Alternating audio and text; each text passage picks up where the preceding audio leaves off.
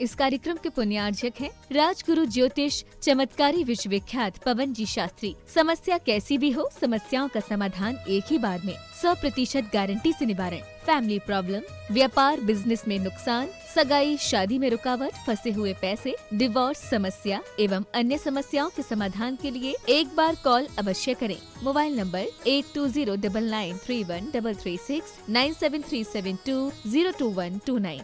Branch Hyderabad एवं Mumbai www.rajguruastrologer.com।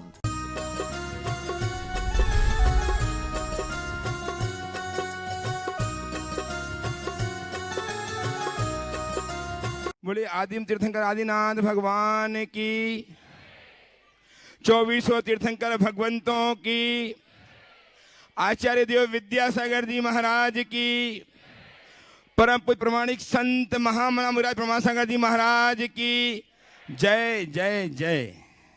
मुनि संघ की जय जय जय। तीर्थराज समेत शिखर जी की, अहिंसामयी जैन धर्म की।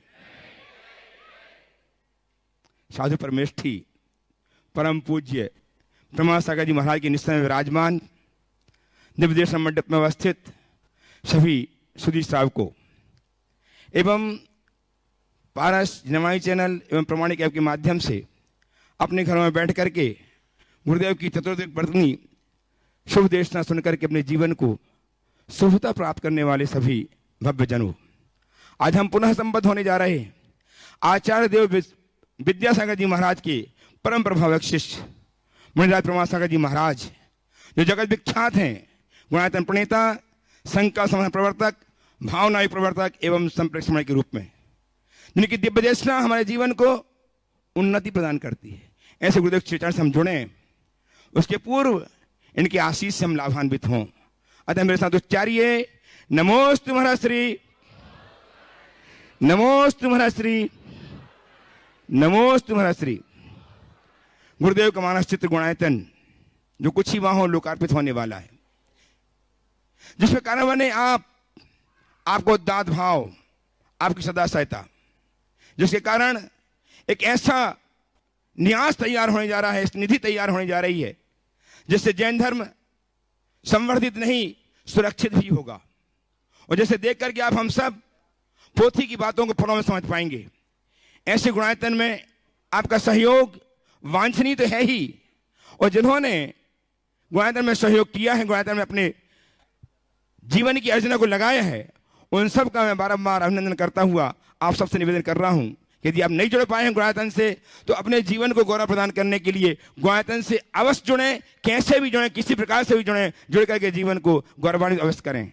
आज गुणायतन से विभिन्न लोगों ने अपने आप को संबद्ध किया है। हम उनके भावों की अनुशंसा करते हैं और उनका नाम उच्चार रहा हूं। यदि उपस्थित हैं तो अपने स्थान में खड़े होकर के आशीर्वाद प्राप्त करेंगे।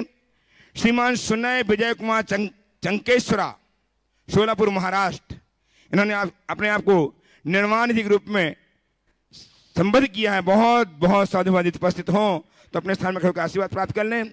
आज जिनका हम चित्र के माध्यम से अभिनंदन कर रहे हैं, जो ऑनलाइन अपने आप को गुणायतन से जुड़ करके जीवन को धन्य किए हुए हैं, ऐसे श्रीमती नाजुक जैन, धर्मपत्नी स्वर्गीय श्री कृष्ण जी जैन, जज साहब एवं उनके पुत्र जस्टिस JK जैन, विजय लक्ष्मी जैन, जम्बू कुमार जैन, मीना जैन, जनक कुमार जैन, सुब्रता जैन, जगत कुमार जैन, बबीता इंदौर, इन्होंने लगभग 23.75 ग्राम सोना स्वर्ण कार्य के लिए अमृत प्रदान किया है। बहुत 25.75 ग्राम और भी 2 ग्राम और भी है, 25.75 ग्राम सोना स्वर्ण कार्य के लिए प्रदान करके जीवन को स्वर्णिम बनाया है। बहुत बहुत साधुवाद के साथ आपकी करतल ध्वनि उनकी इस कार्य की अनुमोदना करे। आज गुणायतन स्तंभ के रूप में अपने आप को संबद्ध किया है डॉक्टर मोहनलाल जी जैन, श्रीमती कमला देवी जैन, भरत जी, जितेंद्र जी, राजन जी, प्रवीण जी जैन, मलाड बेस्ट मुंबई महाराष्ट्र से। इनका सम्मान करने के लिए मैं आमंत्रित कर रहा हूँ। उन्हें आए, गुरुदेव चरणों की वंदना करें, आशीर्वाद प्राप्त करें। आइए श्रीमान भरत जी, कमला देवी, भरत जी, जितेंद्र जी, डॉक्टर राय मोहनलाल जी, राजन जी, प्रवीण जी, मलाड ईस्ट बेस्ट मुंबई, सिकता से पूरी परिवार के साथ आ जाइए, गुरुदेव का आशीष प्राप्त कीजिए। इनका सम्मान करने के लिए गुणायतन के ट्रस्टी श्रीमान डब्बू जी काशीवाल गया एवं श्रीमान राजेश जी विनायक का गया शीघ्रता से आ जाएं सम्मान करने के लिए। डब्बू जी एवं राजेश जी विनायक का गया, आपकी तालियां लगातार बजते रहे। इन्होंने आपको अपने आप को स्तंभ के रूप में जोड़ा है गुणायतन से। बहुत बहुत साधुवाद और सम्मान करने के लिए आ रहे हैं गुणायतन के संस्थापक सदस्य श्रीमान डब्बू जी कासलीवाल एवं श्रीमान राजेश जी विनायक का। आज जिन्होंने सौभाग्य प्राप्त किया था गुरुदेव का कलश स्थापित करने का, आज उन्हें कलश प्राप्त होने वाला है। और मैं सब कलश स्थापनकर्ताओं को सूचित कर रहा हूं अभिनंदन करते हुए कि कलश वितरण का कार्यक्रम प्रारंभ हो गया है। आप स्वयं आकर के अथवा अपने प्रतिनिधियों के माध्यम से कलश अवश्य प्राप्त कर लें। आज श्रीमती ज्योति जैन दिल्ली जिन्होंने वर्षा कलश स्थापित किया था, विशिष्ट कलश, उनके लिए मैं आमंत्रित कर रहा हूं कि आए और संगत ब्रह्मचारी भैया सारांश जी एवं रूपेश जी के हाथों से कलश प्राप्त करें। श्रीमती ज्योति जैन दिल्ली आइएगा। है ज्योति जैन कहाँ है? ज्योति जैन आइए। और हम आप सबको लिए चलते हैं। एक सत्कार किया छोटे छोटे बच्चों, महाराज श्री कटनी से छोटे छोटे बच्चों ने अपनी राशि, गुल्लक की राशि निकाल कर अपने दादा के हाथ, यहाँ हरिप्रसाद जी, श्रीमती सुरता देवी जैन कटनी आई है, अपने बच्चों, उनके बच्चों ने राशि भेजी, गुल्लक की राशि। आदि कुमार, अर्पिता, आव्या, आंशी, आद्रिका, आरिका जैन, इन्होंने अपने गुल्लक की राशि को गुणायतन के लिए जो लगभग 10,015 रुपए की है प्रदान करके जीवन को धन्य किया। बच्चों ने बहुत बहुत इन बच्चों की सत्कार की अनुमोदना। नहीं, बच्चे नहीं आए, दादा आए, दादा दादी आ जाइए। हरिप्रसाद जी एवं श्रीमती सुरता देवी आ जाएं, आशीर्वाद प्राप्त करें बच्चों के लिए, स्वयं के लिए। हरिप्रसाद जी एवं सुरता देवी आ जाएं कटनी से। और हम चलते हैं गुरुदेव श्री चरणों में। हम बुलाते हैं सम्मान, इनके दादाजी का सम्मान करने के लिए श्रीमान सुनील जी CF गुणायतन, और कौन है? Subhash ji CEO Gunayatan, CFO and CEO दोनों आ जाए। पहले प्रश्न के लिए उपस्थित होंगी श्रीमती कल्पना जी नैनी जी सेठी खातेगांव। कल्पना जी नैनी जी सेठी खातेगांव उपस्थित हो जाएं। आज बहुत सारा एक संघ खंडवा मध्य प्रदेश से शोभाकांत चंताबाई धनपाल जी कासलीवाल जी के नेतृत्व में 171 परिजनों का समूह, परिजन है महाराज श्री, ये तीर्थयात्री नहीं है, परिजन तीर्थयात्री बन के आए हैं। बहुत बहुत अनुमोदना इनके सत्कार की। और इन्होंने अपने परिवार के, पूरे परिवार के लोगों को लेकर यहाँ आए हैं, गुरुदेव चरणों की वंदना कर रहे हैं। उनमें क्रमशः कुछ लोगों को एक साथ खड़े होकर आशीर्वाद प्राप्त कर लें, और फिर जिनके मैं नाम बुलाऊंगा वो अपने स्थान में खड़े होकर प्रश्न करके समाधान पाएंगे। तो पहला समाधान प्राप्त करेंगी श्रीमती कल्पना जी नैन जी सेठी खातेगांव। तैयार रहेंगे श्रीमान नरेंद्र जी काले, उप सचिव महाराष्ट्र विधानसभा मुंबई। धन्य धरा गुरु आपको पाकर जन जन करता है गुणगान। ऐसे गुरुवर प्रमाण सागर जी को मेरा सत बार विनम्र प्रणाम, सत बार विनम्र प्रणाम, सत बार विनम्र प्रणाम। मंच पे स्थापित इच्छा मीर्जो को मेरा नमस्तु नमोस्तु नमोस्तु। इच्छा मी। महाराज श्री, मेरा क्वेश्चन है, मेरी बाई और बाऊजी खंडवा से 171 जनों को लेकर आए। इसका पूरा श्रेय आपको जाता है, क्योंकि आपके प्रवचन इन्होंने सुने थे। आपने कहा था, कभी कहा था कि आपको जीवन में 4 बातें जरूर करना चाहिए। पहली, माता पिता बनना, भगवान के माता पिता बनना, दूसरा स्वधर्म इंद्र बनना, ये भी हो गया। तीसरा, मूर्ति स्थापना करना, और चौथा, वंदना करना। लेकिन महाराज से कुछ भी करना मतलब वंदना कहीं की भी करवाओ, करवाना। तो महाराज श्री, आपके प्रवचन से उनको इतना प्रभाव और इतना बल मिला कि महाराज श्री, जो हमारी बहन थी, मतलब इसकी संचालक मुख्य थी मेरी बहन, उसको ब्रेन हेमरेज हो गया।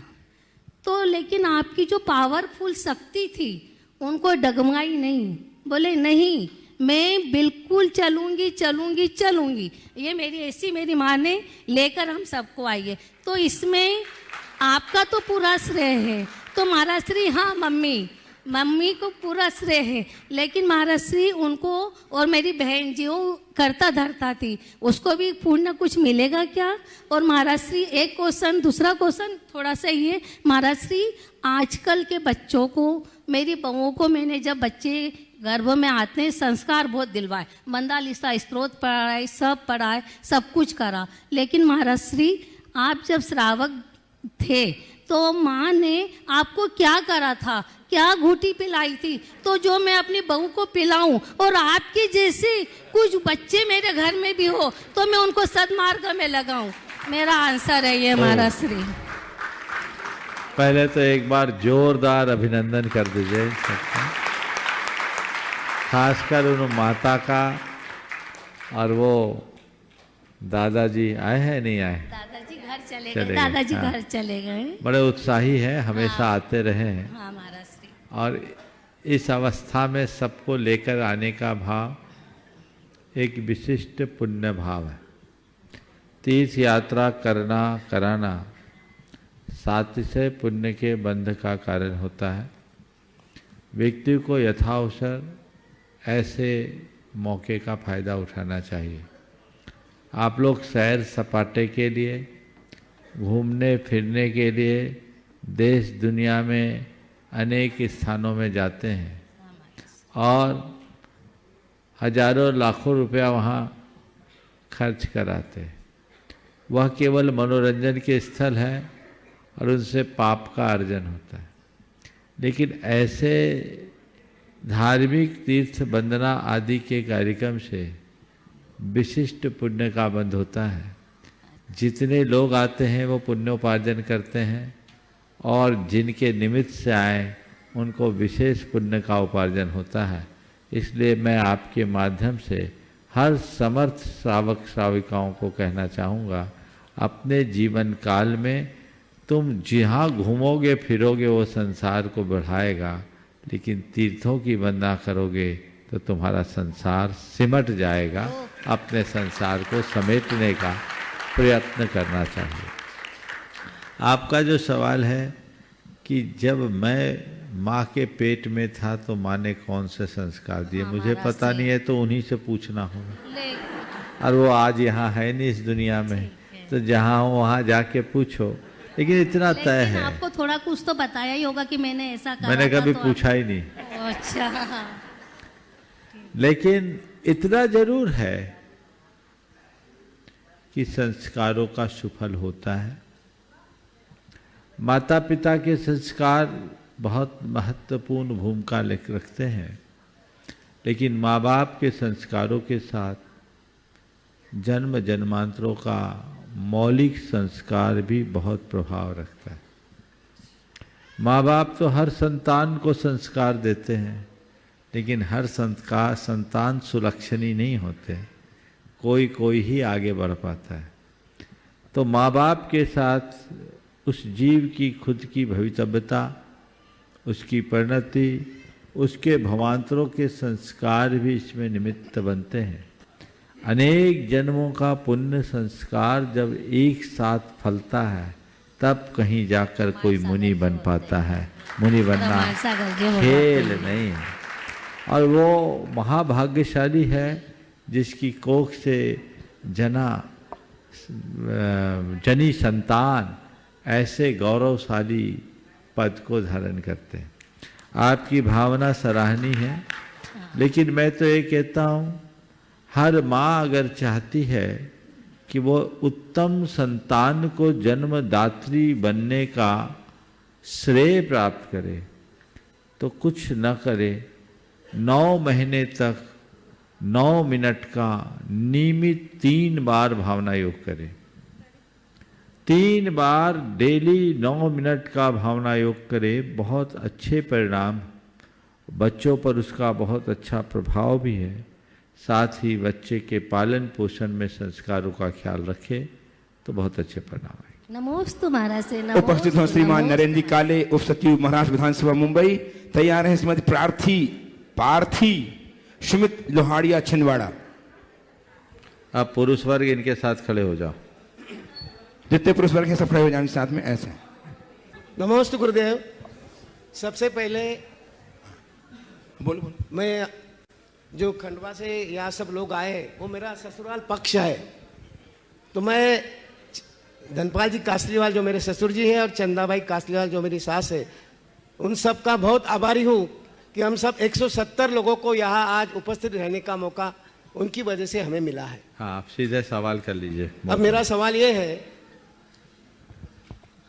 आप सब लोग जानते हैं अयोध्या में राम मंदिर निर्माण हो चुका है और 22 जनवरी 2024 को इस भव्य मंदिर का उद्घाटन अपने प्रधानमंत्री जी के हस्ते होने वाला है। ये देखने के बाद मुझे इस गुणायतन की याद आई। जब हम गुणायतन को देखते हैं तो वहाँ लिखा है आत्म विकास का दिव्य सदन, दिव्य एवं भव्य सदन मैं तो कहूँगा। तो राम मंदिर के बारे में मैं सिर्फ एक बात, आपने सब बातें पेपर में पढ़ी होंगी, उसके बारे में अलग अलग चीज़ें आई, पर उसकी सबसे बड़ी एक बात यह है कि उसकी लाइफ, उसकी आयु कम से कम 1500 साल रहेगी, ऐसा लिखा है।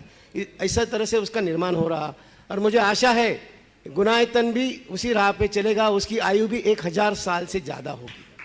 तो अपने जैन धर्म, जैन संस्कृति एवं जैन परंपराओं का रक्षण करने के लिए अनादिकाल से ऐसे भव्य मंदिरों का निर्माण आवश्यक है। राम मंदिर, मेरा कहने का मतलब यह है, ये उदाहरण ध्यान में रखते हुए अपने भारत देश में north India, south India, east India और वेस्टर्न इंडिया, क्या हम ऐसे भव्य एवं दिव्य मंदिर का, जैन मंदिरों का निर्माण कर नहीं सकते हैं क्या? इस बारे में आपका कृपया मार्गदर्शन हमें सबको मिलेगा। बहुत ही प्रासंगिक सवाल आपने उठाया।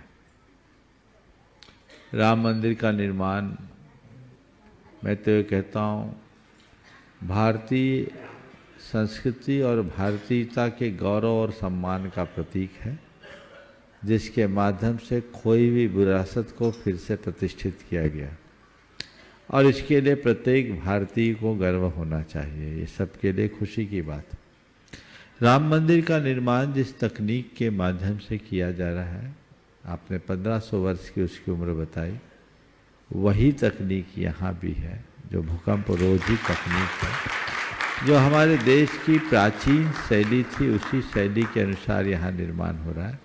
ये भी कहते तो 2000 वर्ष है, हम 1500 मान करके चलते हैं कि इतने वर्ष तक ये टिकेगा, इसमें कोई संशय नहीं। ये मंदिर जितना आपको ऊपर दिख रहा है, इसकी गहराई भी बहुत गहरी है और वर्षों इसीलिए इसमें लग रहे हैं। पत्थर के निर्माण में काफ़ी समय लगता है, श्रम लगता है, पर जो कारीगर हैं वे तो कहते हैं कि पत्थर के मंदिर की प्रतिष्ठा दूसरी पीढ़ी करती है। इतना समय लगता है और ये समय लगता है तभी समय तक टिक पाता है। तो ये एक बहुत बड़ी विरासत समग्र जैन संस्कृति के लिए यहाँ स्थापित हुई है कि इस मंदिर के माध्यम से जिन शासन की यशोगाथा दिग दिगंत तक फैलेगी। आपका ये प्रस्ताव पूरा पश्चिम, उत्तर, दक्षिण, चतुर्दिक, क्या ऐसी स्थापनाएं नहीं हो सकती? परम पूज्य गुरुदेव के हृदय में ये भाव 1988 में आ गया। तब उनके मन में ये भाव जगा और मैंने देखा उसके बाद गुरुदेव के आशीर्वाद से देश के अनेक स्थानों में बड़े बड़े भव्य जिनालय विराजमान हो गए, जिनकी प्रतिष्ठाएं भी हो गई और आगे भी बन रहा है। ये सब 1500 से 2000 साल के उम्र लेकर के बनने वाले मंदिर हैं। मध्य प्रदेश में बने हैं, पश्चिम में भी इसकी शुरुआत हो गई, पूरब यहाँ है ही, दक्षिण में गोमटेश बाहुबली खड़े ही हैं। हम लोग भावना भाएं कि दक्षिण में भी ऐसे एक जिनालय का निर्माण हो, संरचना हो, जिससे एक बड़ी बात होगी। और मैं तो चाहूँगा दक्षिण में कहीं हो। सिरपुर में बन ही रहा है, सिरपुर में शुरुआत हो गई, पर मैं तो चाह रहा हूँ दक्षिण में बने तो हम सबका तीर्थ धाम सद लगा है, वहाँ इस तरह का कार्य होना चाहिए जिससे एक अच्छी शुरुआत हो सके। क्या बात है। चलिए, उपस्थित हूँ श्रीमती पार्थी सुमित लोहाड़िया छिंदवाड़ा और तैयार हैं श्रीमती रीना जी चांदवाड़ इंदौर। नमोस्तु महाराज श्री, सभी एलक्जियों को एक शामी। महाराज श्री, मेरा क्वेश्चन है, जीवन से दोषों को दूर करने के लिए क्या जरूरी है और क्या है जीवन की सच्ची उपलब्धि? दोषों को दूर करने के लिए दो चीज़ों की जरूरत है। पहली जागरूकता और दूसरी बात तत्परता। हम अपने दोषों को दूर करना चाहते हैं तो सबसे पहले अपने दोषों के प्रति जागरूक हों, सजग हों। मेरे अंदर कोई दोष उभरे नहीं। अगर दोष उभरे तो हृदय में दर्द हो। मुझे अपने इन दोषों का निवारण करना ही है, चाहे कुछ भी हो जाए। और दूसरी बात तत्परता, उनकी शुद्धि के लिए। जैसे एहसास हो कि हमसे कोई दोष हुआ, कोई बुराई हो, तो उसके लिए हम तत्परता से दूर करने की कोशिश करें। जैसे आप अपने घर में थोड़ा सा भी कचरा दिखता है तो तुरंत आप उसी की सफाई के लिए उद्यत हो जाते। ऐसे ही जिस व्यक्ति के हृदय में अंदर के दोष दिखते ही उथल पुथल मच जाए, वही दोष शुद्धि कर सकता है। तत्परता हो तो हम अपने मन में बुहारी लगाने में समर्थ होंगे, अपनी निंदा गढ़ा करके अपना प्रतिक्रमण कर पाएंगे, तो दोषों का शोधन हो सकता है। उसकी एक बड़ी सरल प्रक्रिया है। अगर आप चाहते हैं कि मेरे दोष और दुर्बलता दूर हो, दो उपाय बता रहा हूँ। सबसे पहला, कुछ आत्म सुझाव दें। जो भी दोष आपको दिखते हैं, मेरे ये दोष हैं, मेरी ये दुर्बलता है, और यदि आप निष्ठापूर्वक उसे दूर करना ही चाहते हैं तो अपने उस दोष को चिन्हित करें। मान लीजिए किसी को अपशब्द बोलने की आदत है, ये भी दुर्बलता है। बात बात में अपशब्द बोलते हैं, बेअदबी से बात बोलते हैं। वो एक आत्म सुझाव अपने मन को दे, मुझे सही बोलना है, सुंदर बोलना है, सही बोलना है, सुंदर बोलना है, सही बोलना है, सुंदर बोलना है। ये मंत्र बार बार घोटे अपने अवचेतन मन में इसे अंकित कर दे, तो इससे जब कभी भी बोलने का क्षण आएगा तो आपके अंदर से आवाज़ आएगी, सही बोलना है, सुंदर बोलना है, और आप अपनी इस दुर्बलता को दूर करने की सामर्थ्य विकसित कर सकेंगे। दूसरा, इसके साथ साथ जब भी गलती हो तो उसकी पनिशमेंट अपने आप को दें, उसकी निंदा गढ़ा करे कि ये मैंने गलत बोल दिया, अब मुझे ऐसा नहीं बोलना चाहिए, मुझसे गलती हुई, मुझे धिक्कार हो, हे भगवान मेरा ये पाप मिथ्या हो और सके सामने वाले से क्षमा याचना कर ले, अपनी लघुता प्रकट कर ले, तो दोबारा ऐसी गलती नहीं हो सकती। ये आत्मशोधन की बड़ी सहज प्रक्रिया है। और अपने आप को परिष्कृत करना चाहते हैं तो एक और बड़ा अनुभूत प्रयोग है। रोज़ शाम को सोने से पहले सुबह से सोने तक के सारे विचारों को रिकॉल करें और देखें कि आज मैंने कहाँ क्या क्या गलत किया, किस जगह मैंने कौन सी गलती की, और जो जो चीज़ें आपको लगे कि ये गलत थी, आप उसकी तत्क्षण निंदा करें, गढ़ा करें और मन ही मन संकल्पित हों, अब जब कभी ऐसी सिचुएशन होगी मैं ऐसा नहीं कहूँगा, मैं ऐसा नहीं करूँगा, मैं इस तरह की प्रतिक्रियाएं नहीं करूँगा, मुझे इसके प्रति सजग रहना है, सावधान रहना है। तो ये एक जागरूकता है जो हमारे मन को परिष्कृत करेगा, स्वभाव को निर्मल बनाएगा और चेतना को बलवान। उपस्थित हों श्रीमती रीना जी चांदवाड़ इंदौर, तैयार हैं हिना जी पहाड़िया खंडवा। नमोस्तु गुरुदेव, नमोस्तु। महाराज जी, मेरा प्रश्न ये है कि आजकल के बच्चों में सरप्राइज देने का बहुत ट्रेंड चल गया है। वो हर बात पे सरप्राइज देते हैं, लेकिन वो सरप्राइज कभी कभी परिवारों के लिए शौक बन जाता है, क्योंकि सरप्राइज के चक्कर में बच्चे गलत दिशा पकड़ लेते हैं। तो मैं जानना चाहती हूँ कि आजकल के बच्चों के लिए कहाँ तक सही है या गलत है। देखिए, पहले तो आपके सवाल का एक पक्ष में ये देखता हूँ कि अगर आज बच्चे कुछ देते हैं तो यही अपने आप में सरप्राइज देने की बात तो दूर की है, बच्चों के द्वारा कुछ देना भी एक सरप्राइज है। लेकिन अगर इस तरह की जो बात आपने जिस संदर्भ में की है वो वाकई में विचारणीय है। बच्चों को ये कहना चाहिए कि दुनिया को तुम सरप्राइज दो, माँ बाप को क्या सरप्राइज देना, जिनकी कृपा से मेरा जन्म हुआ, जीवन मिला, संस्कार मिला, मेरे शरीर के शरीर का एक एक बूंद खून जिनकी कृपा का प्रसाद है, उनके लिए क्या देना। कदाचित सरप्राइज दे भी तो इतना संयत हो कि वो शौक ना बने, ये समझ तो होनी चाहिए। नमोस्तु गुरु। हिना जी पहाड़ी उपस्थित हो, तैयार हैं श्रीमान प्रोफेसर श्री मनोज जी जैन शिवाजी नगर छत्रपति संभाजी नगर, साथ में प्रोफेसर ज्योति जी जैन हथनूर, दोनों एक साथ एक प्रश्न के लिए। मुनिश्री के चरणों में मेरा और पूरे पहाड़िया परिवार खंडवा की ओर से नमोस्तु नमोस्तु नमोस्तु। मुनिश्री, मेरा प्रश्न है, सुख खरीदा नहीं जाता, दुख बेचा नहीं जाता, फिर इंसान कमाने क्या चाहता है? बिल्कुल ठीक है, सुख खरीदा नहीं जाता और दुख बेचा नहीं जाता, फिर कमाने क्या जाता है। जिसे खरीदा जा सकता है, जिसे बेचा जा सकता है, लोग उसे ही कमाते हैं। समझ गए? मुझसे पूछो तो न तो दुख खरीद और सुख खरीदने बेचने की चीज़ नहीं है, और न इन्हें खरीदा बेचा जा सकता है। सच्चे अर्थों में पूछो तो दुख सहा जाता है और सुख बांटा जाता है। दुख सहने की चीज है, सुख बांटने की चीज है। यदि जीवन में दुख आए तो उसे सहो और सुख आए तो बांटो, जीवन तब धन्य हो। आइए प्रोफेसर श्रीमान मनोज जी एवं प्रोफेसर ज्योति जी जैन हथनूर संभाजी नगर, और तैयार हैं व्रती विधानाचार्य मुंगली निवासी हैदराबाद गुरुकुल प्रवासी श्रीमान अभिषेक जी जैन मुंगेली।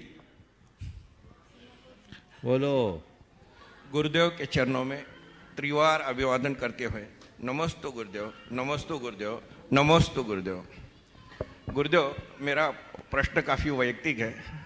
मैं छोटा सा व्यापार शुरू किया है, उसमें कभी कभी ऐसा होता है कि ईमानदार आदमी भी मिलते हैं, बेईमान आदमी भी मिलते हैं।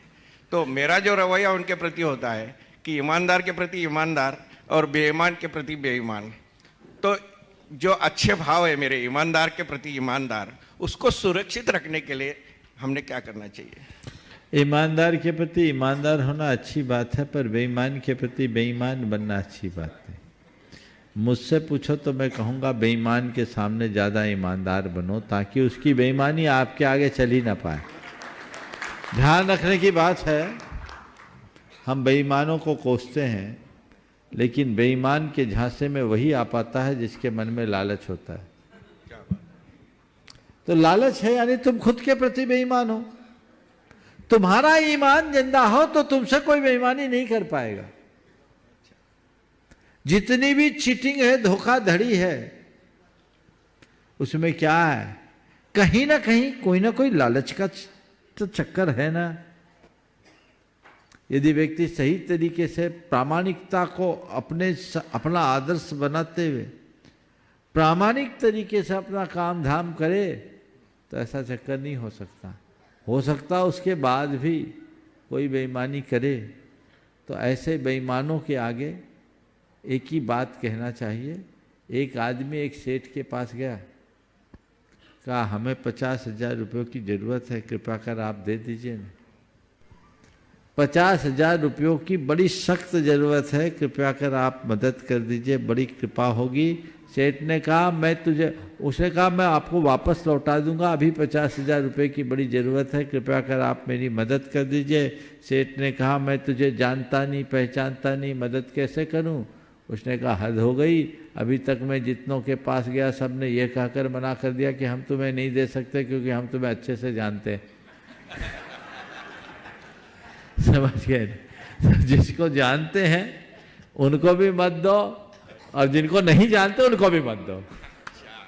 समझ गए? मतलब व्यवहार, उनके साथ व्यवहार नहीं करना चाहिए। व्यवहार संयत होना चाहिए, फंसने वाला व्यवहार नहीं करना चाहिए। उनके जैसा नहीं करना चाहिए। नमस्ते। उपस्थित हो युवा विधानाचार्य व्रती भाई श्री अभिषेक जी मुंगेली। तैयार हैं ग्रांड ट्रस्टी श्रीमान मृणाल जी जैन अपनी मम्मी कीर्ति जी के साथ दिल्ली से। मुनि श्री 108 प्रमाण सागर जी महाराज के श्री चरणों में श्री पारसनाथ दिगंबर जैन गुरुकुल महाराजगंज हैदराबाद, श्री पारसनाथ दिगंबर जैन मंदिर मुंगेली जैन समाज की ओर से कोटिशा नमोस्तु। गुरुदेव, एक मेरी पीड़ा है जो प्रश्न के रूप में आपके समक्ष में रख रहा हूँ। कुछ महानगरों में पूजा, अभिषेक आदि पद्धतियों को पूर्ण करने के लिए कुछ ऐसे व्यक्तियों को नियुक्त किया जा रहा है जिनके भीतर न जैनत्व के संस्कार है, न जैनत्व के प्रति समर्पण है। ये कहाँ तक उचित है और क्या इनको नियुक्त करके हमारे जिनालय सुरक्षित रहेंगे? देखिए, जिनालयों में भगवान की सेवा पूजा के लिए व्यक्तियों की नियुक्ति गलत नहीं है, लेकिन सही व्यक्तियों की नियुक्ति होनी चाहिए। अगर आप किसी को मंदिर के पुजारी के रूप में नियुक्त कर रहे हैं तो ये समझिए पुजारी एक बहुत जिम्मेदार पद होता है। यदि उसको जैन धर्म का कुछ अता पता नहीं, वो जन्म और कर्म से जैन न हो, तो क्या करेगा? उसके हृदय में भगवान के प्रति न श्रद्धा होगी, न रुचि होगी और न विवेक होगा। वो कुछ भी कर लेगा तो उसका परिणाम कभी अच्छा नहीं होगा। हो सकता है कालांतर में वो हमारा तीर्थ, वो क्षेत्र, वो हमारा मंदिर, वो भी हमारे लिए समस्या का विषय बन जाए। इसलिए योग्य व्यक्तियों को ही चिन्हित करना चाहिए। और मैं इस मंच के माध्यम से कहता हूँ, आज देश में चूँकि गांव शहरों में लोग पुराने इलाके से नए इलाके में जाने लगे हैं तो मंदिर सूने पड़ने लगे, गांव से लोग कस्बों और शहरों में जाने लगे तो मंदिर सूने पड़ने लगे। तो ये एक बड़ी आवश्यकता है।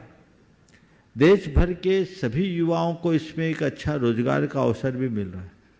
उन्हें पूरी तरह से पूजा आदि की विधि विधान की और मंदिरों के प्रबंधन का प्रशिक्षण प्राप्त करके, द्रोणगिरी में एक संस्थान भी काम कर रहा है, वहाँ से प्रशिक्षण प्राप्त करके ऐसे काम करने चाहिए। आपको रोजगार के एक अच्छे अवसर मिलेंगे और अच्छे संस्कार युक्त युवकों के माध्यम से हमारे ये सारे धरोहरों की सुरक्षा होगी। लोगों को विकल्प के अभाव में मजबूरन रखना पड़ता है, तो इसके लिए युवाओं में ऐसा उत्साह होना चाहिए। आज भी बहुत सारे युवाओं में रोजगार की कमी है, रोजगार की आवश्यकता है उनको, तो क्यों ना हम ऐसा प्रदान करें और लोगों को इस तरह का काम करना चाहिए। भगवान की सेवा पूजा का अवसर उन्हें देना चाहिए। और मैं मंदिरों से संबद्ध लोगों से कहूँगा कि किसी को पुजारी के रूप में नियुक्ति देने की जगह उसके लिए रोजगार के बेहतर अवसर उत्पन्न करके, उपलब्ध कराकर यदि ये कार्य कराया जाए तो ज़्यादा अच्छा होगा। उसका एक छोटा सा व्यवसाय भी हो जाए, हमारे मंदिर के संरक्षण भी हो जाएंगे, उसका परिवार भी पलेगा पूछेगा और हमारी सुरक्षा भी बनी रहे। उपस्थित हो श्रीमान मृणाल जी जैन, मातुश्री कीर्ति जी के साथ ट्रस्टी वातन दिल्ली, और तैयार हैं गुणात्मक समय संरक्षक श्रीमान पीयूष जी सरावगी कटनी। नमोस्तु भगवान। भगवान, आप कई बार प्रवचन में उदाहरण देते हैं कि कुत्ता पत्थर के पीछे भागता है और शेर पत्थर मारने वाले के पीछे, यानी कुत्ता निमित्त को पकड़ता है और शेर मूल को। तो गुरुदेव, व्यवहारिक जीवन में यदि हम किसी को निमित्त मानकर अगर 2, 3, 4 बार इग्नोर करते हैं, वो तो हम पे हावी होने लगता है। तो गुरुदेव, हमें अपने व्यवहारिक जीवन में क्या दृष्टिकोण रखना चाहिए जिससे हम दबे? निमित्त मानकर इग्नोर करने का मतलब ये नहीं कि शत्रुमुर्ग बन जाओ और गोलियां पत्थर आरित खाते रहो। शेर बनो कि जो पत्थर फेंक रहा है ना उसकी तरफ लपको, पत्थर की तरफ मत लपको। मेरे जीवन में यदि कोई दुस्संयोग हुआ है और उस दुस्संयोग में किसी का दुर्व्यवहार काम कर रहा है, वो निमित्त है, असल है मेरा पाप कर्म, तो मुझे उस पाप कर्म की जड़ उखाड़ देना है। और जो पाप को की जड़ उखाड़ता है वो पराक्रमी होता है, उस आत्मा का कोई दुरुपयोग नहीं कर सकता। वो अपनी त्याग, तप, तपस्या और समता के बल पर अपनी आत्म सामर्थ्य को इस कदर विकसित करता है फिर सामने वाला उसके ऊपर कभी हावी नहीं हो पाएगा। तुम्हारा पुण्य गाढ़ा होगा तो कोई तुम्हारा बाल बांका नहीं कर सकेगा, और पाप का प्रकोप होगा तो तुम्हारी सत्ता हिलने में एक पल का विलंब नहीं लगे। इसे जड़ को पकड़ो, छोटी छोटी बातों से प्रभावित होकर प्रतिक्रियाएं मत करो, रोना मत रो, अपने आप को इतना मजबूत बना लो कि कोई तुम्हारे सामने टिक ही ना सके। समझ गए? वो मजबूती कैसे आएगी? सामने वाले पर अटैक करने से तुम मजबूत नहीं बनोगे, खुद की जड़ को गहरी बना करके ही मजबूत बन सकते हो। किसी से उलझो मत, खुद को सुलझाओ, ये हमारा रास्ता है। उपस्थित हो महादेव समूह संरक्षक श्रीमान पीयूष जी सराव की कटनी से तैयार है। ट्रस्टी सतना से श्रीमान प्रदीप जी जैन बारदाना। नमस्ते गुरुजी। गुरुजी मेरा प्रश्न ये है कि जब बच्चे गलती करते हैं तो माँ बाप उन्हें समझाते हैं, अगर बच्चा नहीं समझता है तो माँ बाप अपने हथियार इमोशनल अत्याचार यूज करते हैं, लेकिन जब आगे चल के अगर माँ बाप कभी गलती करते हैं तो मैं भी चाहता हूं कि हमें कोई हथियार ऐसा दिया जाए कि उन्हें बिना दिल दुखाए उनको समझाया जा सके, उन्हें गलत डिसीजन से रोका जा सके। देखिए, बहुत अच्छी बात आपने कही। बच्चे गलती करते हैं तो माँ बाप उनको समझाते हैं, और ये बात बहुत बड़ी सच्चाई है कि अगर माँ बाप ने हमें ठीक समय पर सही समझ नहीं दी होती तो आज एक जो संस्कारित सभ्य नागरिक के रूप में, एक श्रद्धालु के रूप में खड़े हो ना, वो खड़े नहीं हो पाते। इसलिए माँ बाप के प्रति कृतज्ञता होनी चाहिए कि बहुत बड़ी कृपा की कि उन्होंने वक्त रहते हमें सही समझ दी, हमारी गलतियों को टोका। इमोशनल हथियार नहीं है, समझ गए? इसे अस्त मत बोलो, ये थोड़ा घटिया शब्द है। वो तकनीक है। क्या है? वो तकनीक है। क्यों? उनका लक्ष्य किसी को परेशान करने का नहीं है, उनका लक्ष्य अपनी संतान को सुदृढ़ बनाने का है, संस्कारित करने का है। तुम्हें परेशान करने के लिए यदि तुमसे कोई इमोशनल बात करते हैं तो मैं मान सकता हूँ ये गलत है, पर तुम्हें निखारने के लिए, तुम्हारे दोषों और दुर्बलताओं को दूर करने के लिए यदि इमोशनल स्थिति क्रिएट करते हैं तो ये हथियार नहीं, तकनीक है। समझ गए? तो इस तकनीक का बहुत सफल प्रयोग होता रहा है और हमें इस तकनीक को बिल्कुल स्वीकार करना चाहिए और मन ही मन उनके प्रति आभारी होना चाहिए कि मेरे माँ बाप कितने अच्छे हैं कि वे मेरी खुशी से ज़्यादा मेरे हितों की चिंता करते हैं। वो माँ बाप बच्चों के माँ बाप नहीं, शत्रु हैं जो उनके हितों को गौन करके खुशी को प्रमुखता देते हैं। सच्चे आदर्श माँ बाप या कल्याण मित्र वही है जो खुशी को गौन कर हित को प्रमुखता दे, क्योंकि खुशी 2 पल की है, हित जीवन भर का है। तो इसलिए हमें अल्पकालिक खुशी को गौन कर दीर्घकालिक हितों को ध्यान में रखना चाहिए। उपस्थित अब अभी पूरा सवाल नहीं हुआ, असली सवाल तो अभी बचा है कि बच्चे अगर माँ बाप कोई गलती कर दे तो बच्चे कैसे समझाएं। हाँ, माँ बाप की गलती पर बच्चों को ये अधिकार है कि माँ बाप को समझाए, लेकिन बेटा बनकर बाप बनकर नहीं। कितनी भी अकल आ जाए, बेटा है तो अपने बाप के आगे बेटा ही बने। मतलब उनके मान सम्मान को, उनके गौरव गरिमा को सुरक्षित रखते हुए विनम्रता पूर्वक अपनी बात रखे। समझ गए? और इसके लिए थोड़ी तकनीक चाहिए। वो तकनीक क्या है? कोई किस्सा बनाओ, वो अपने पिता को समझाओ, अपने माँ को बताओ कि एक आदमी ने ऐसा किया, उसने ऐसे ऐसे गलती की, और उसमें वो सारी गलतियां रेखांकित कर दो जो उनमें घट रही है। और बेटे ने जो उसको निवारण करने के लिए उपाय बताया, वो उपाय भी बता दो। समझदार होगा तो सब सीख जाएगा, ना समझो को कोई समझा नहीं सकता। समझ गए? जी गुरु जी। तरीके से हम उन्हें समझा सकते हैं। जो संतान अपने माता पिता का मान रखता है वही संतान कहलाने का अधिकारी है। जो मान खो दे वो संतान नहीं। इसलिए मान बचाकर, कुछ चीज़ें ऐसी होती है जो सोच के कारण होती है, कुछ चीज़ें ऐसी होती है जो प्रवृत्ति के कारण होती है, और कुछ चीज़ें ऐसी होती है जो उम्र के कारण होती है।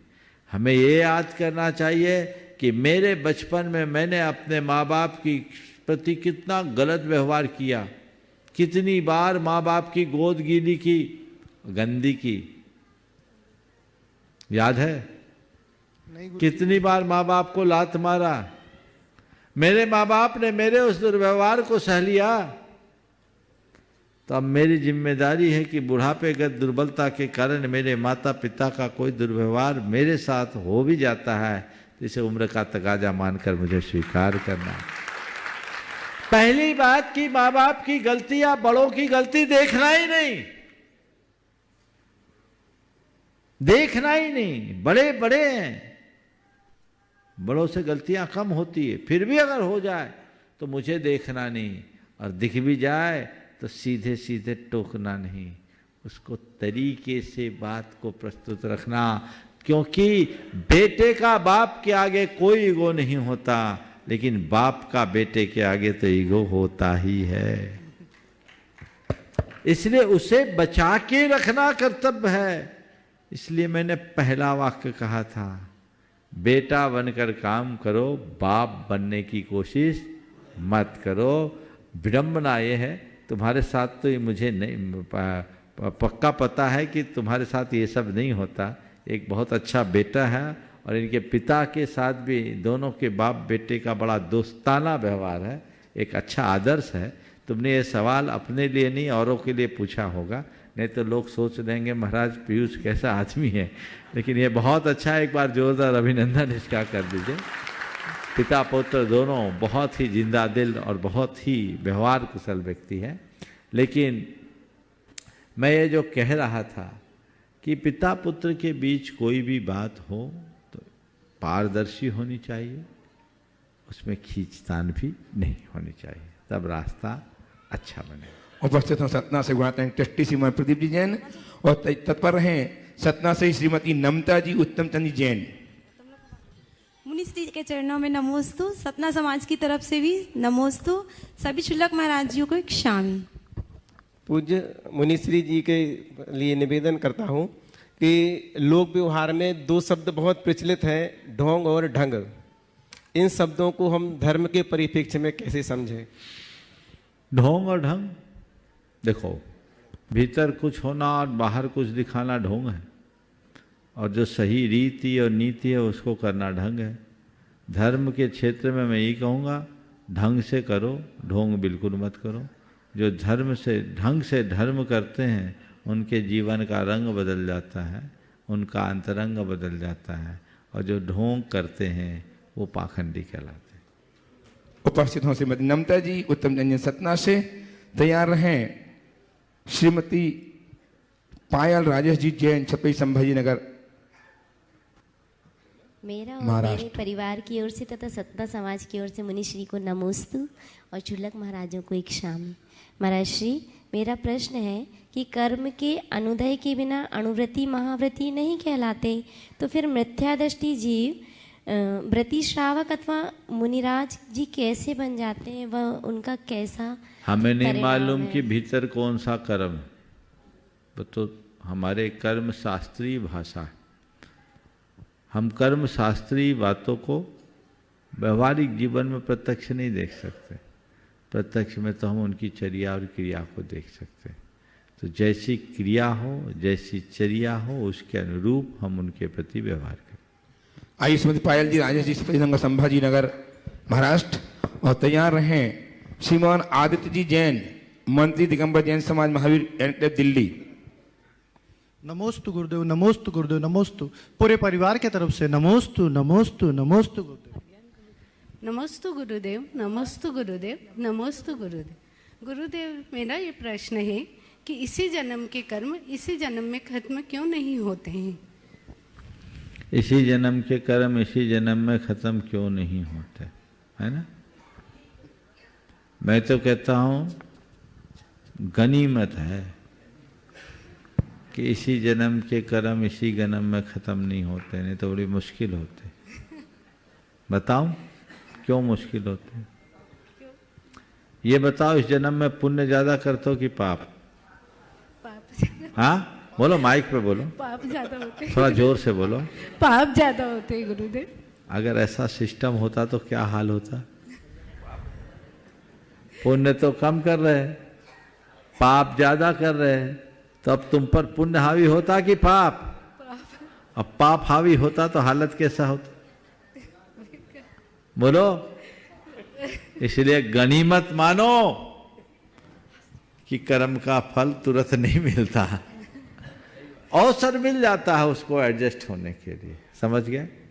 फिर एक प्रक्रिया है। भोजन करने से शरीर में सत्व आता है, ताकत आती है, पर जिस दिन भोजन करते तुरंत खून बन जाता है क्या? नहीं गुरु। तो समय लगता है ना। तो जो रोटी खाए उसको पचाने के लिए टाइम दोगे तब ना। हाँ, तो पूरी प्रक्रिया होती है, तब भोजन से खून बनता है। ऐसे ही कर्म हम जो बांधते हैं उसको पकने में वक्त लगता है, तब पचता है, तो उसमें टाइम लगता है। और उस अवसर, उस अवधि में हम बहुत कुछ परिवर्तन भी कर सकते हैं। ये हमारे लिए मौका है। उपस्थित हो श्रीमान आदित्य जी जैन, मंत्री दिगंबर जैन समाज, महावीर एनक्लेव नई दिल्ली, और तैयार है। नमोस्तु महाराज श्री सकल दिगंबर सकल दिगंबर जैन समाज महावीर एनक्लेव के सभी वासियों की तरफ से नमोस्तु नमोस्तु नमोस्तु। महाराज श्री, मेरे केवल छोटे से 2 प्रश्न हैं। पहला प्रश्न ये है महाराज श्री, हम अपने क्षेत्र में एक छोटी सी जगह लेकर 80 गज की जगह है, वहाँ मंदिर का निर्माण कर रहे हैं। लोग सभी कहते हैं छोटा मंदिर है, क्या बनाने की जरूरत थी, लेकिन हमारी सबकी भावना थी एक मंदिर निर्माण करने की। और दूसरी महाराज श्री, ये दूसरा क्वेश्चन ये है, हमारे जो चार्टेड अकाउंटेंट हैं, जो हमारे समाज का काम वाम देखते हैं, वो महाराज श्री आपके अनन्य भक्त हैं, रोज आपके शंका समाधान प्रवचन देखते हैं, और ब्राह्मण हैं, तो वो क्या करें? रोज आपके पास आके और आपसे धर्म चर्चा करें, उनके लिए भी कुछ मार्गदर्शन दें महाराज श्री। देखिए, मंदिर अगर नहीं है तो छोटा मंदिर भी कम से कम हमारे लिए दर्शन तो होगा, जरूर बनाना चाहिए। और इस भाव से बनाओ कि हम छोटा मंदिर अभी बनाएंगे, बड़ी जगह मिल जाएगी तो बड़ा बना लेंगे, और अभी टेम्परेरी मंदिर बनाओ, समझ गए? उसमें शिखर मत बनाओ, इस संकल्प के साथ बनाओ कि जब हम समर्थ होंगे, हमें बड़ी जगह मिलेगी, तो हम बृहद मंदिर भव्यता के साथ बनाएंगे। ऐसा कर सकते हैं, दर्शन होंगे और इस बहाने समाज जुड़ेगी। और आप अपने चार्टर्ड अकाउंटेंट साहब को बोलिए, जब आना चाहे आ सकते हैं। श्रीमती विद्या देवी मांदरी एवं सुचित्रा बाई सागर, ब्रह्मचारिणी राधा परिवार से। उसके पूर्व एक सुखद सूचना, जगत श्रेष्ठ आचार्य भगवान विद्यासागर जी महाराज के शुभ आशीर्वाद से लेखक श्री लज्जाराम जी तोमर की भारतीय शिक्षा के मूल तत्व पुस्तक पर प्रतियोगिता वतन की कमान निःशुल्क ऑनलाइन खुली किताब के रूप में 23 से 30 जनवरी 2024 तक आयोजित है। इसमें कुल पुरस्कार की राशि 1 लाख रुपए है, जो आप प्राप्त कर सकते हैं। कोई भी उम्र, वर्ग, धर्म के विद्यार्थी, शिक्षक, कर्मचारी, अधिकारी, गृहिणी, व्यापारी, डॉक्टर, इंजीनियर, सीए, वकील एवं जज इसमें प्रतिभागी हो सकते हैं। www.vidyasagar आचार्य श्री विद्यासागर मोबाइल ऐप, अभी QR कोड स्कैन करें, रजिस्टर एवं पूरी जानकारी हेतु QR कोड स्कैन करके आप रजिस्ट्रेशन तथा जानकारी दे सकते हैं। देखिए, बहुत ही प्रसन्नता का विषय है। अपने संघ में प्रसाद सागर जी महाराज हैं, जो परम पूज्य गुरुदेव की चरण सन्निधि में है। वो इस तरह के उपक्रम निरंतर चलाते रहते। पिछले दिनों भी कई प्रतियोगिताएं हुई। इसी क्रम में गणतंत्र दिवस के अवसर पर शायद 23 से 30 जनवरी के अवसर पर ये वतन की कमान, भारतीय शिक्षा के मूल तत्व, तोमर जी की एक बहुत अच्छी कृति है, मैंने उसको पढ़ा है, और उससे आपको बहुत सारी चीज़ें भारतीय शिक्षा के मूल तत्व के रूप में जानने को मिलेंगे, भारत को समझने का अवसर मिलेगा। गुरुदेव का ये भाव है, जब तक प्रत्येक भारतवासी भारत को ठीक तरीके से नहीं समझेगा वो विशुद्ध भारतीय नहीं बनेगा, और जब तक उसके हृदय में विशुद्ध भारतीयता प्रकट नहीं होगी तब तक भारत आगे नहीं बढ़ेगा। इसी क्रम में एक प्रतियोगिता की योजना यहाँ हुई है, आप जरूर उसका लाभ लें।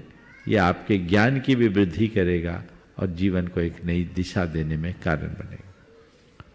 उपस्थित हों श्रीमती विद्या देवी बांदरी एवं सुचित्राबाई सागर ब्रह्मचारिणी राधाजी परिवार से, और तैयार हैं श्रीमती मीना राजकुमार गंगवाल देवगांव रंगारी महाराष्ट्र। मेरे आराध्य गुरुवर के चरणों में नमो कोटि कोटि नमोस्तु। सागर से माता जी कंपमती और अचलमती माता जी की तरफ से नमोस्तु महाराज जी, नमोस्तु राधा जी महाराज की तरफ से कोटि कोटि नमोस्तु।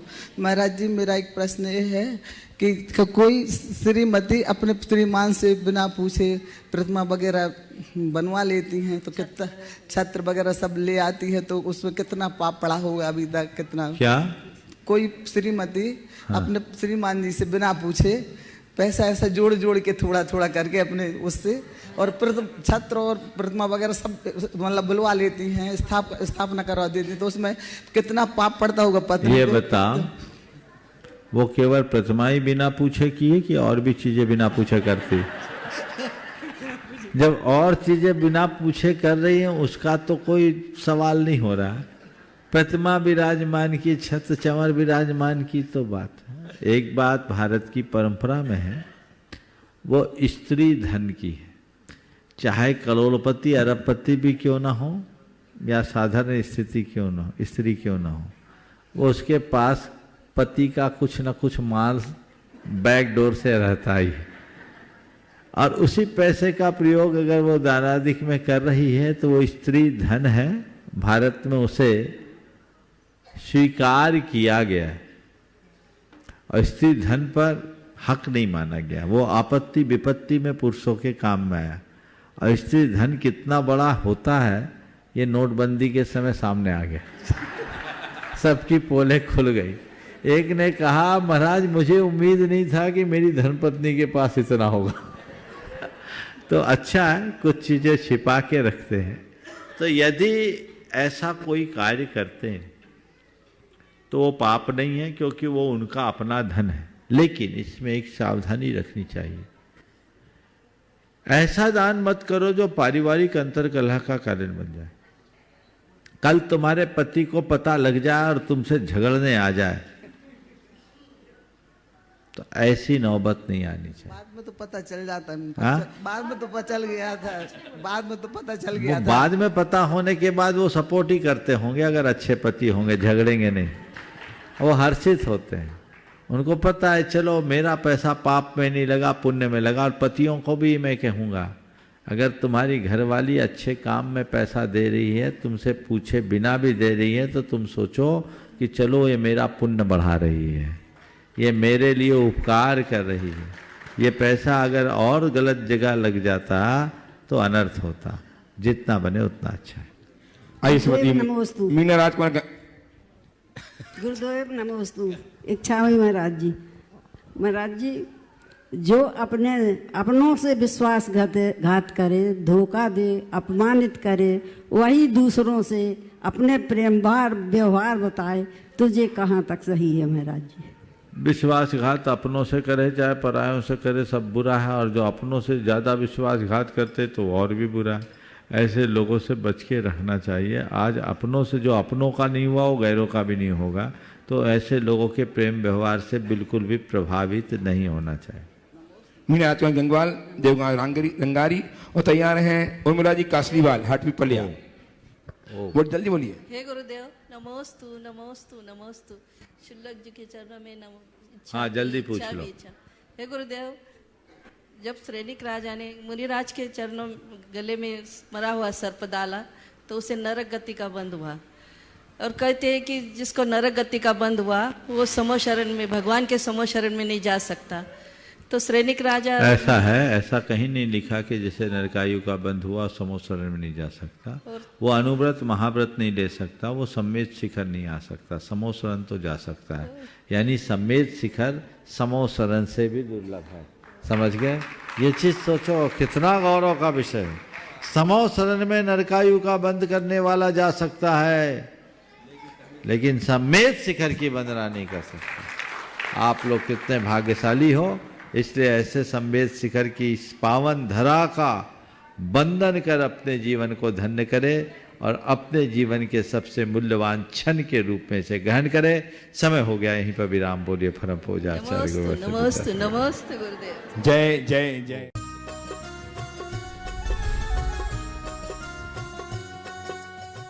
इस कार्यक्रम के पुण्यार्चक थे राजगुरु ज्योतिष चमत्कारी विश्वविख्यात पवन जी शास्त्री। समस्या कैसी भी हो, समस्याओं का समाधान एक ही बार में, 100% गारंटी से निवारण। फैमिली प्रॉब्लम, व्यापार बिजनेस में नुकसान, सगाई शादी में रुकावट, फंसे हुए पैसे, डिवोर्स समस्या एवं अन्य समस्याओं के समाधान के लिए एक बार कॉल अवश्य करें। Mobile number 8209931336 9737202129। ब्रांच हैदराबाद एवं मुंबई www.rajguruastrologer.com।